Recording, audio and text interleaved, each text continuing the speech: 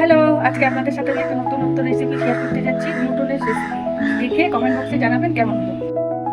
আগে থেকে মেখে রাখা ময়দা জলে চুবিয়ে রাখলাম 2 ঘন্টা। এখন আমি ময়দাটাকে ভালো করে ধুয়ে নিচ্ছি। ময়দাটাকে আমি ভালো মতন ধুয়ে নিচ্ছি। এভাবে 5-7 বার ধুয়ে নেবো। ধুয়ে নেওয়ার পরে রেডি আমাদের ময়দা গ্লুটেনের জন্য। ধোয়ার পর আমরা এতটা পরিমাণ দিয়ে দেবো।